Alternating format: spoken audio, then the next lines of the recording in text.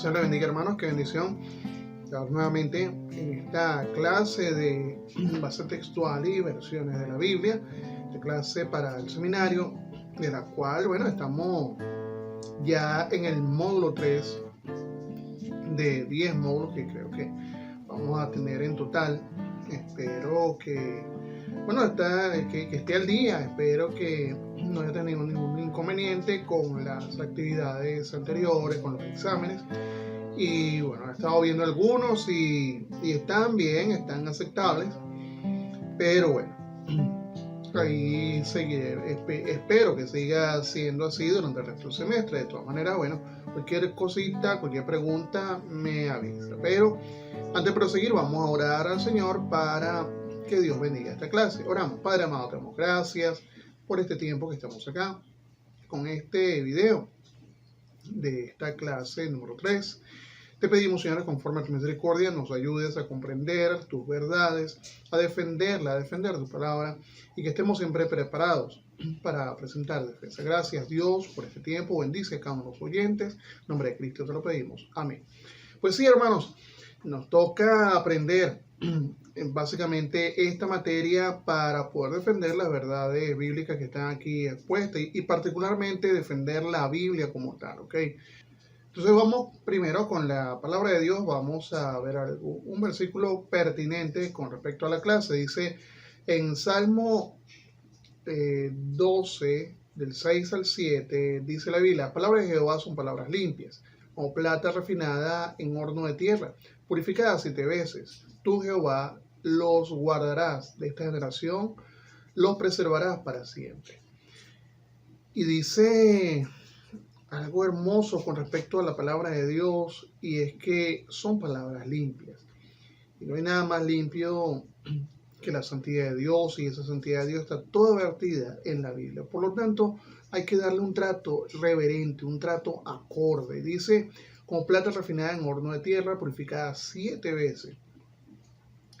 Y normalmente estos metales preciosos se purifican 2, a lo mucho 3 veces. Pero dice que esta plata es refinada 7 veces. Y es algo maravilloso. La pureza y habla de la santidad que tiene la misma Biblia. Ahora, dice algo interesante, y ya todo lo anterior es interesante, pero dice, tú, Jehová, los guardarás. Hay una promesa aquí de que Dios va a cuidar su palabra. Es Dios quien está cuidando la Biblia. Y dice, de esta generación los preservarás para siempre. Y es que durante esa generación lo iba a preservar, pero también en la siguiente, y eso para siempre, porque cada generación iba a tener la palabra de Dios, cada generación ha tenido la palabra de Dios.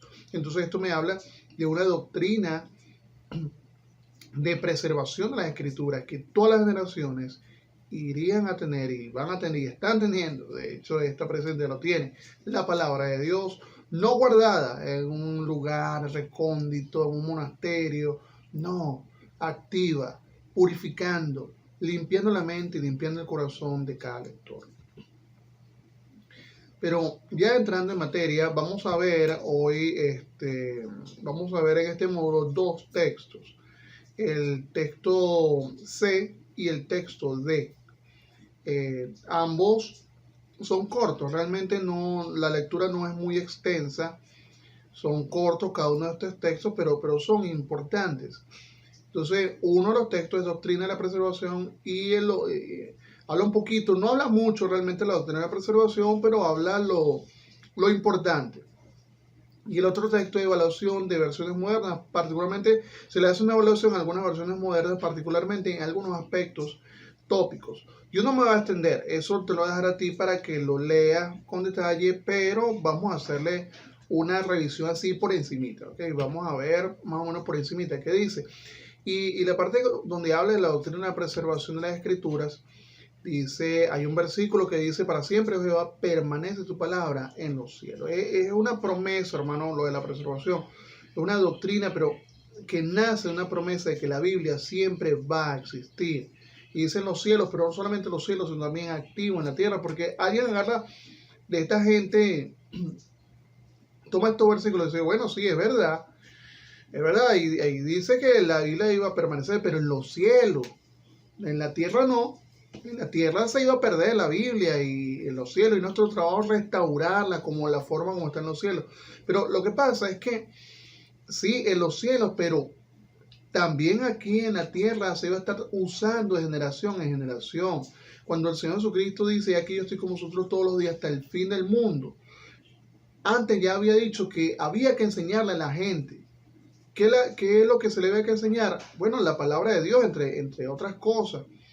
Pero hay que enseñar a la gente. Y aquí yo estoy todos los días con vosotros todos los días hasta el fin del mundo.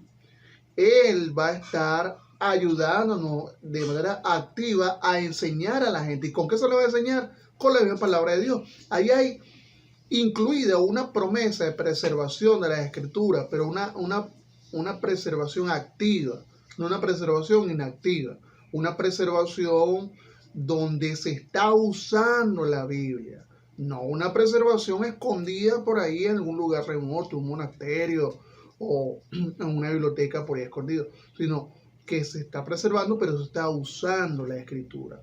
Entonces, esto implica que su palabra tiene una forma fija, no modificable, hablando propiamente de la preservación.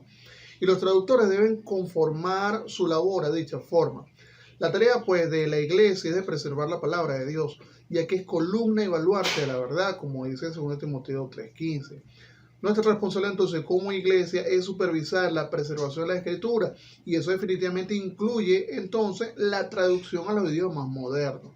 Es decir, que los idiomas modernos a los cuales se está traduciendo la Biblia estas traducciones sean tan fieles a, no podemos decir los originales como todo el mundo, no son fieles a los originales, que los originales se han perdido, pero son fieles a las copias de los originales, los manuscritos que tenemos disponibles. Y en particular nosotros, lo más fiel al texto receptus, que es el manuscrito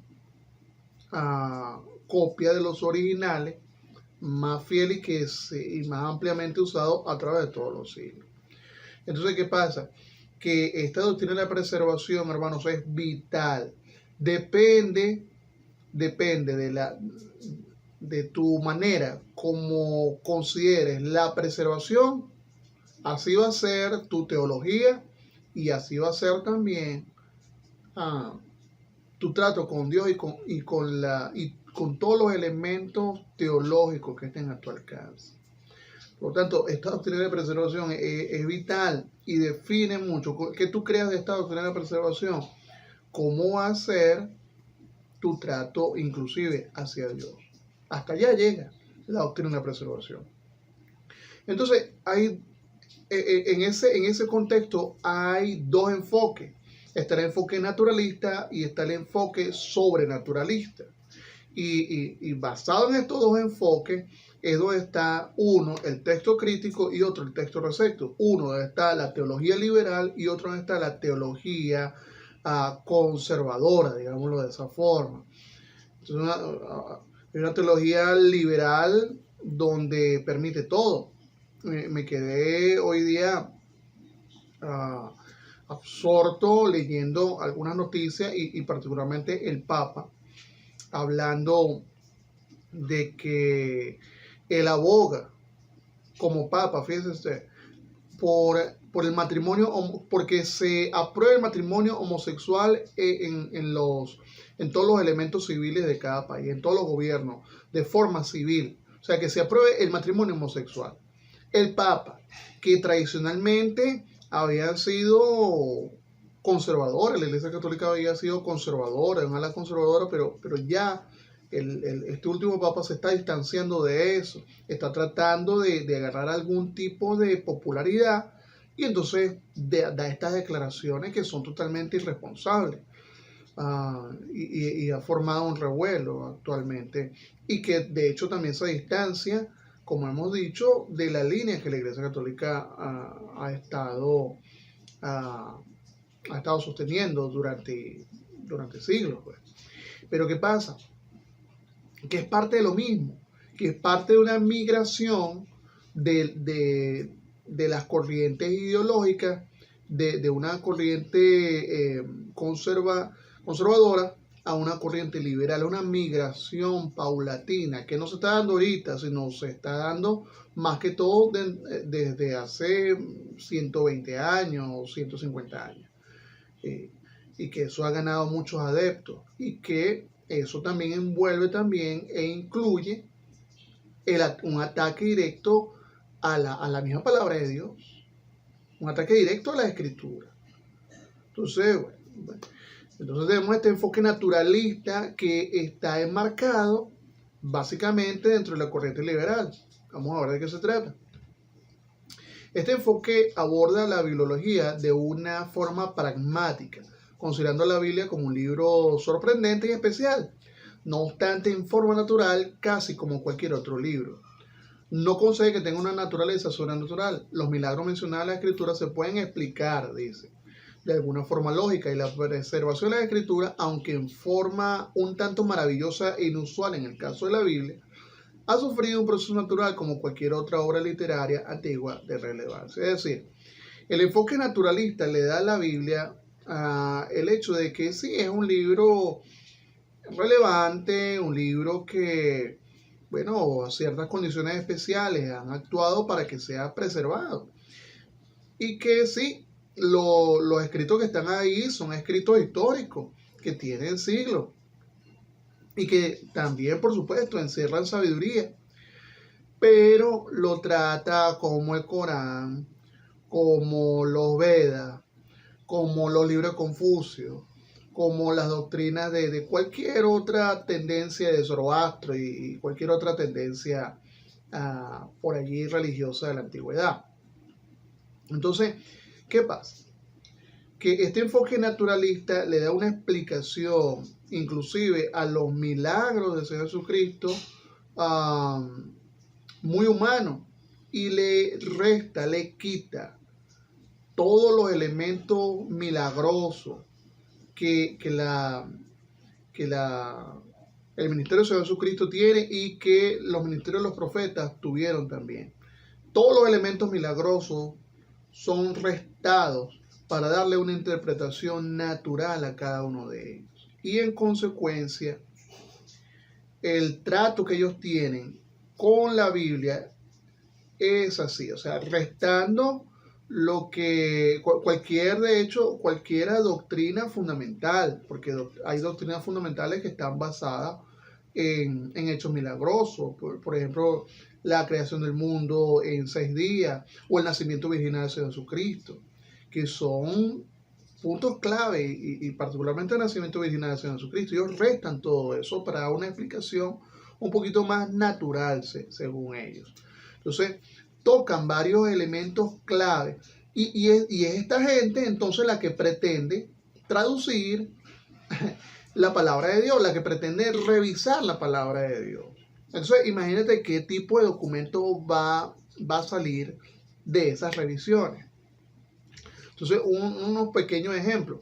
Muestra una actitud displicente para toda la Biblia, cuestionando la autoría de cada libro, así como su contenido sobrenatural, como la partición del mar Rojo, la asunción de Elías en un carro de fuego, la sobrevivencia de Daniel, etc. Bueno, ahí dice Daniel y sus amigos el foso de los leones, pero realmente que estaba era Daniel. En dado caso, Daniel el foso de los leones y los amigos en el horno de fuego, pero bueno. El punto es que ellos tratan de darle ahí una vuelta humanista a la explicación de cada uno de estos eventos. Y se inventan cada cosa absurda, inclusive las plagas de Egipto le dan una vuelta, pero rebuscado. Es más fácil creer que Dios lo lanzó la plaga que creer las cosas que ellos decían ahí. Así es sencillo, así a secas, Dios lo lanzó, punto. La alimentación de los 5,000.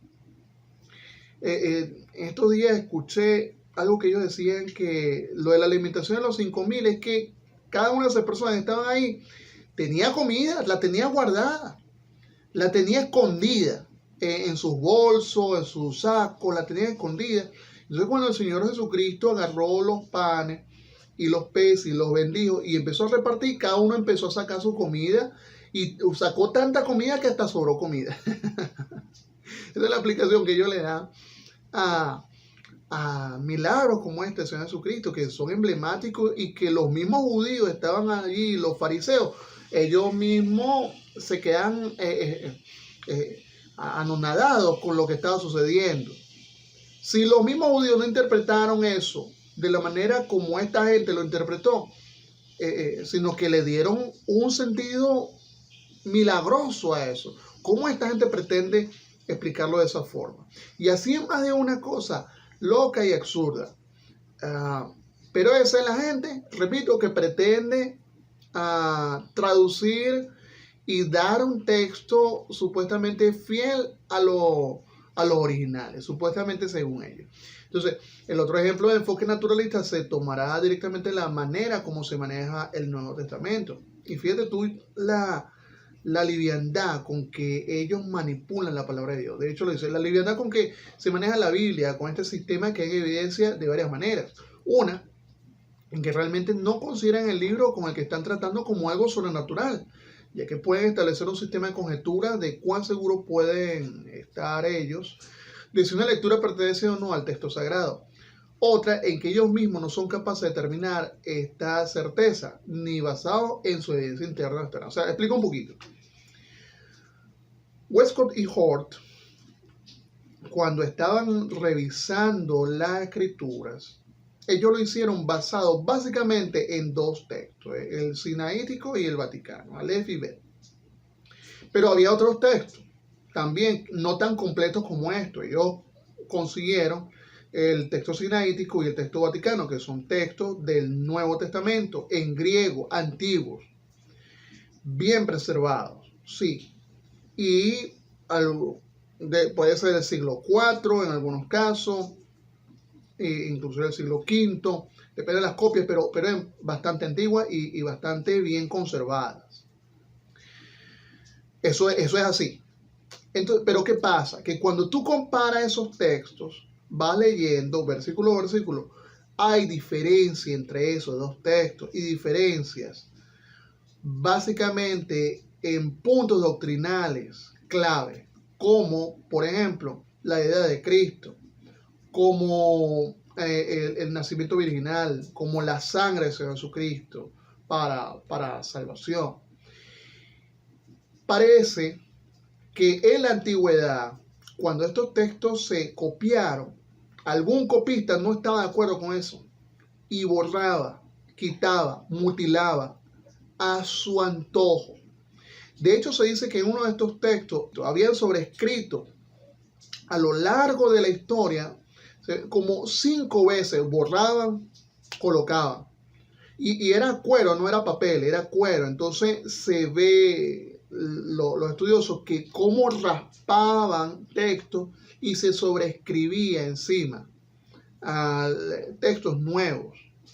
Pero eso un siglo, después pasa otro siglo, entonces tiene otra edición abajo y así sucesivamente. Entonces ellos pretenden estos dos textos compararlos y entonces la manera para sacar de estos dos básicamente, pero eran 5, con esas mismas características, sobrescrito, mutilado,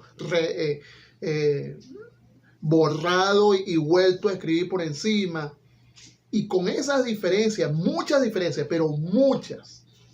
Entonces, para decidir ellos cuál texto iba y cuál no, bueno, eran 20, aproximadamente eran 20 personas, todos catedráticos, todos conocedores, pero catedráticos, muchos de ellos de la escuela alemana, que es una escuela racionalista. Otros no, otros eran hombres piadosos que al ver esta situación dijeron, no, yo no voy a formar parte de esta locura. Esto está mal y tuvieron 1, 2, 5 sesiones a lo mucho y se salieron de ese grupo. Y ellos mismos son los que denunciaron eso. Bueno, el punto es que para decidir si un texto iba o no al compendio del texto crítico que ellos estaban sacando, entre los 20 que quedaban o menos, bueno, vamos a hacer una votación. ¿Quién vota para que este texto? Entonces levantaban la mano. ¿Qué querían? ¿Quién vota para que este? Levantaba. Y entonces así se decidía qué texto iba y qué texto no iba. Dime tú, hermano, si esto es tratar a la palabra de Dios con reverencia. Si esto es tratar a la palabra de Dios de una manera acorde al nivel de santidad que tiene la Biblia. Por supuesto que no, eso es una burla. Por lo tanto, hermanos, no podemos utilizar el texto crítico, ni ninguno de los hijos del texto crítico. No podemos utilizar el texto crítico ni siquiera para ver y revisar la Reina Valera y sacar una nueva versión de la Reina Valera. Eso no se puede hacer, porque ya el texto crítico está corrompido. Y eso sin tocar siquiera la calidad moral de estos hombres. Que bueno, eso es una tarea que tú tienes allí y que vas a evaluar.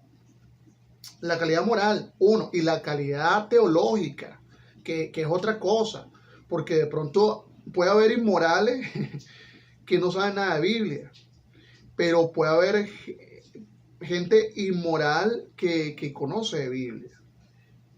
Es una tarea que tú tienes pendiente, ¿okay? Es una tarea que tú vas a ir evaluando ahí. Pero bueno, vamos aquí entonces a seguir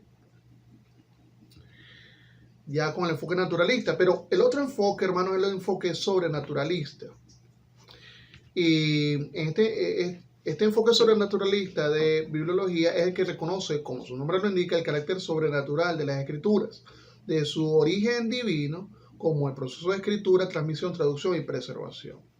Este enfoque reconoce que ya que Dios le dio al hombre su palabra inspirada, él habría también de supervisar la transmisión del mensaje divino.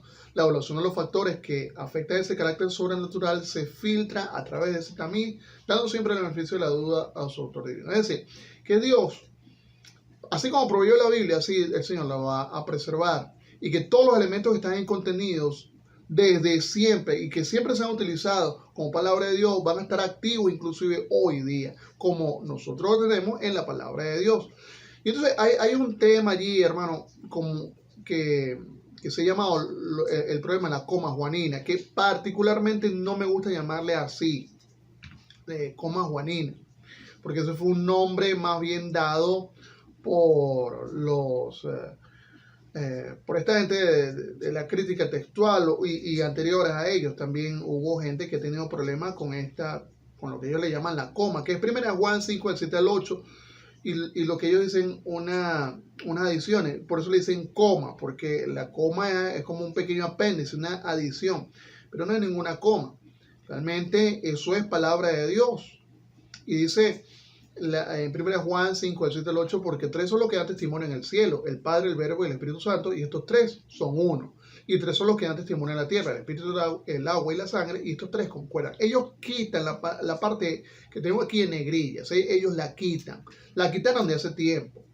Entonces, el texto recibido contiene el pasaje íntegro, tal como aparece en la Reina Valera 60. Pero en el texto crítico, la cláusula resalta en negrita es eliminada, como se ve, por ejemplo, en la Nueva Versión Internacional. Tres son los que dan testimonio, punto, y ahí cortan. Y los tres están de acuerdo al espíritu, el agua y la sangre. Pero esto no lo hace la NBI nada más. De hecho, no lo hicieron ellos. Eso es una traducción del texto crítico, que también, muy convenientemente, los testigos de Jehová también agarraron esta parte. Claro, los testigos de Jehová son peores porque es que ellos hacen lo que les da la gana con la Biblia, lo que les da la gana. Ellos interpretan a su manera, meten interpretación y así sea a mandarriazo, pero meten su interpretación ahí. Pero eso es otra historia. El punto aquí es que el texto crítico ya no había eliminado este pasaje y había recortado este pasaje y ya hacía tiempo bastante. Sin embargo, hubo varios escritores de la antigüedad llamados, lo que se llaman los padres de la iglesia, yo prefiero llamarlos los apologistas, el grupo de apologistas de la iglesia primitiva. Entonces, padre de la iglesia no me gusta mucho, pero bueno, así se les llama, y de hecho hay una materia así, patriología, pero que estudia los textos de los llamados padres de la iglesia, y que por cierto son interesantes, algunos muy centrados, algunos bíblicos, otros muy locos, como todo, pero De hecho, se duda de la salvación de algunos de los llamados padres de la iglesia, pero la mayoría bien centrado. El punto es que ellos hablaron de esta porción, 1 Juan 5, 7 al 8, y la tenían completa, tal cual como usan la Reina Valera. Esta omisión que venía ya de antes, y era una omisión no accidental, sino bien pensada, bien mal pensada. ¿Por qué la hicieron? Porque esto toca doctrina fundamental, esto habla de la deidad de Cristo. Y como no están de acuerdo con la deidad de Cristo, sencillamente lo quitan, lo borran, lo eliminan. Y así quedó vertido en el texto crítico. Y entonces, por lo tanto, lo mismo lo hace la supuesta nueva traducción viviente, lo hace la Reina Valera contemporánea, y lo hace así también la Biblia de las Américas. Y claro, otras lo incluyen, pero con la nota que sea, con la nota que esa cláusula no aparece en los manuscritos más antiguos y más confiables. Es decir, la Reina Valera contemporánea lo incluye, sí incluye completo. Corrijo. Pero el punto es que ellos colocan un asterisco diciendo los manuscritos más antiguos no contienen este texto. Ahora, ¿eso aclara o oscurece? Porque de pronto para nosotros podemos decir, bueno, pues estás tan loco. ¿Cómo van a poner eso ahí? O está o no está, pero no me siembres duda. Pero ¿qué pasa con un nuevo creyente que lee esto? Pero es que eso no está en los manuscritos más antiguos. Los más antiguos tienen que ser los mejores. Entonces siembra duda con la palabra de Dios. Y entonces el nuevo creyente empieza a tener duda en la Biblia. ¿Y acaso eso no es lo que quiere Satanás? Desde que tentó a Eva, pero no, Dios no quiere eso, lo que Dios quiere es tal cosa. O sea, sembrando duda desde el principio, hermano, sobre lo que dijo el Señor Dios. Y este asterisco así, allí puesto, no, que los manuscritos más antiguos, que sí aparece, que no aparece, que lo que hace es sembrar duda en el nuevo creyente. Ya, supongo que ninguno de ustedes tiene duda, espero. Si no, ya listo, ya cierro esta materia, me voy a otro lado. Pero claro, ya personas como tú que has estudiado, no debería tener ninguna duda al respecto. Pero un nuevo creyente lo destroza la fe en la palabra de Dios. Y cuando destroza la fe en la palabra de Dios, ¿qué le queda? Hermano, ¿qué le queda? Por lo tanto, estas versiones son peligrosísimas, son dañinas. Y por lo tanto, tú y yo tenemos que aprender bastante de este tema. Es evidente pues que el enfoque con el que se examina la cuestión textual es crucial para determinar el texto de dónde se ha de traducir la Biblia. No solamente el enfoque bibliológico determinará de qué familia de textos se valdrá el traductor para que él obre, sino también determinará el método de traducción utilizado. Todas las versiones modernas toman el enfoque naturalista en bibliología al utilizar métodos de traducción cuestionables como la equivalencia dinámica, de la cual se proporcionan suficientes ejemplos en la sección de vida. Ya más adelante vamos a hablar del tema de la equivalencia dinámica, que es también un desastre. O sea, si ya esto no es un desastre, lo de la equivalencia dinámica es una locura. O sea, hasta este punto, hermano, no hemos tocado todavía lo peor, no hemos llegado al fondo todavía. Estaba en caída libre. El tema del problema de la crítica textual, estamos todavía en caída libre. O sea, no hemos tocado fondo todavía. Entonces, y es un problema grave, de hecho, estamos apenas rasguñando el problema, pero el detalle es que esta gente está atacando la palabra de Dios de una manera terrible. Y por lo tanto, hermano, insisto, o sea, tenemos que prepararnos bien en esto. Bueno, ya saliendo de acá y dejándote a ti chance para que estudies un poquito más, vamos a hacer una breve evaluación a las versiones modernas. Entonces, ¿qué es lo que el texto hace y propone? Entonces, esa evaluación de las versiones modernas habla acerca de una actualización, modernización y claridad. ¿Es esto cierto? Es decir, porque una de las cosas que ellos dicen para sacar estas nuevas versiones es que ellos están actualizando, modernizando y aclarando. Pero ¿será esto cierto verdaderamente? Y esto no aguanta una ligera revisión.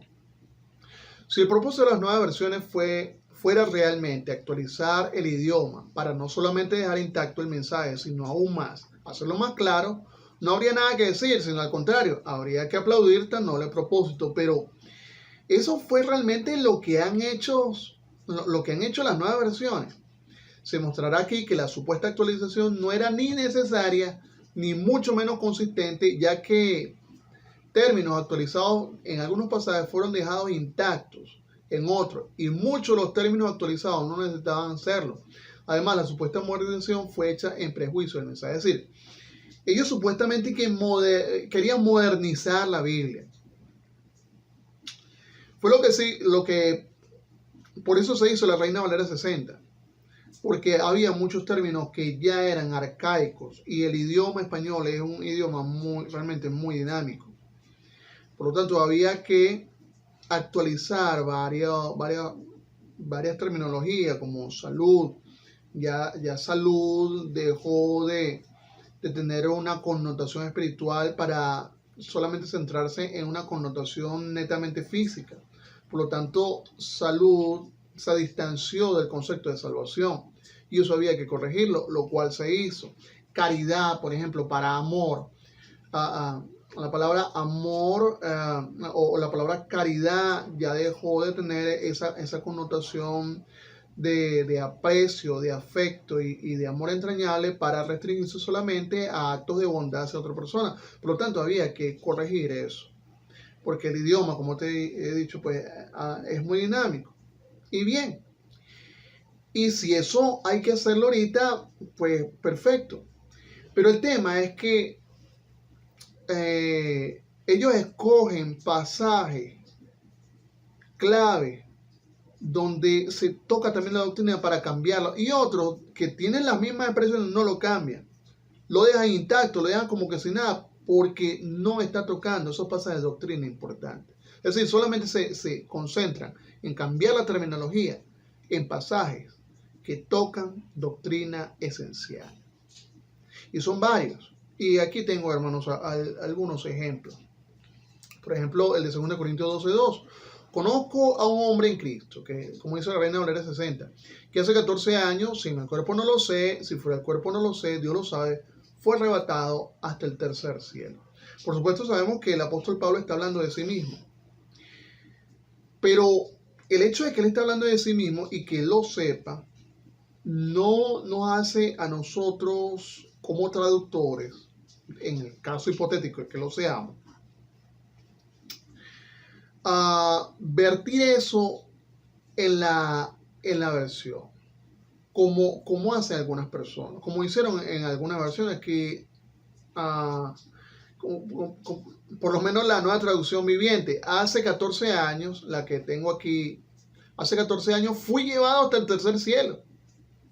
O sea, ellos se toman la tarea de, no. O sea, es verdad, el texto dice, conozco un hombre, pero sabemos que ese es Pablo, entonces vamos a ponerlo de una vez así. Hace 14 años fui llevado hasta el tercer cielo. Imagínate tú. Eso no es lo que dice el texto griego, eso no lo dice así. Y bueno, o cualquier otra cantidad. La Reina Valera contemporánea, sé de un hombre en Cristo, hace 14 años fue arrebatado hasta el tercer cielo. Solo Dios sabe si esto ocurrió físicamente o no. Entonces, ahí cambia, hermano, y ahí cambia el sentido de lo que el mismo apóstol Pablo está queriendo decir. Dice, conozco un seguidor de Cristo. Este es peor. Conozco un seguidor de Cristo. Que conozco un hombre en Cristo y conozco un seguidor de Cristo, la Nueva Versión Internacional. Son dos cosas totalmente diferentes. Un seguidor de Cristo es una cosa, Puede haber seguidores de Cristo, mira, hasta en los testigos de Jehová. Puede haber seguidores de Cristo en los católicos. El Cristo que ellos creen. Pero un hombre en Cristo es un concepto totalmente diferente a un seguidor de Cristo. Bueno, tú vas a ahondar de eso en el texto, tú irás viendo y ya te lo dejo a ti como tarea. Pero así como este pasaje, hermano, muchos otros pasajes donde ellos lo que están haciendo allí, en vez de una actualización, modernización y claridad, lo que están más bien es oscureciendo y llevando el texto a darle una interpretación personal de ellos, que ni siquiera como predicadores tenemos nosotros derecho a hacer. Nosotros no debemos hacer ni siquiera, hermano, como predicador, porque lo que tú vas a decir de la Biblia no es tu interpretación privada y personal, es lo que la palabra de Dios exactamente dice allí. Luego, inconsistencia y obstrucción. Inconsistencia allí en lo que ellos pretenden decir. Ahora, es difícil entender la frase en Cristo. Es una frase arcaica, ni es arcaica ni nada. Bueno, yo esto lo voy a dejar como comentario, nada más voy a pasar por encimita para que tú puedas entonces chequearlo con mayor detalle. Aquí, bueno, pudiéramos hablar por hora. Insulto a la inteligencia. Los traductores modernos insultan a la inteligencia del lector al eliminar palabras o frases que son perfectamente inteligibles por la persona promedio. Y este es un ejemplo de 1 Timoteo 3:16. Bueno, aquí esto es material para rato, hermano, pero yo lo voy a dejar mejor, como te he dicho, para tu estudio.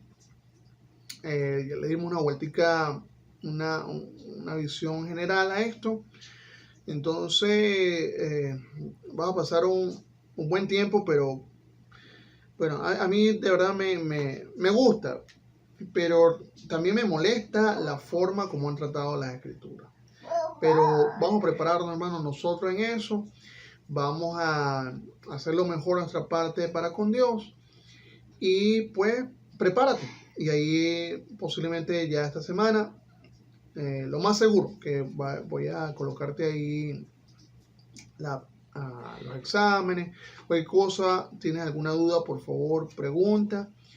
Y ahí estamos entonces en contacto. Vamos entonces a terminar en oración. Padre amado, te damos gracias por este tiempo que nos ha permitido hacer esta revisión de estos temas tan importantes, Señor, que podamos nosotros siempre estar ahí atentos, fieles a tu palabra, no despegarnos de ella, sino que podamos nosotros, nuestra mente, nuestro corazón, todo nuestro ser, buscar siempre tu dirección. Ayuda a mis hermanos a entender estos pasajes, a entender esta escritura y la importancia de esto, y que podamos nosotros siempre defender la verdad de tu palabra. Gracias, Dios. Bendícenos, bendice a cada uno de los estudiantes. En nombre de Cristo lo pedimos. Amén. Bueno, como te dije, cualquier cosa, tú por ahí me escribes, me avisas, se te complica algo. Y bueno, adelante, hermano. Sigue estudiando, sigue aprendiendo. Y que el Señor nos ayude en cada una de las cosas que estamos haciendo para Él. Pues bueno, hasta luego. El Señor te bendiga. Chaito.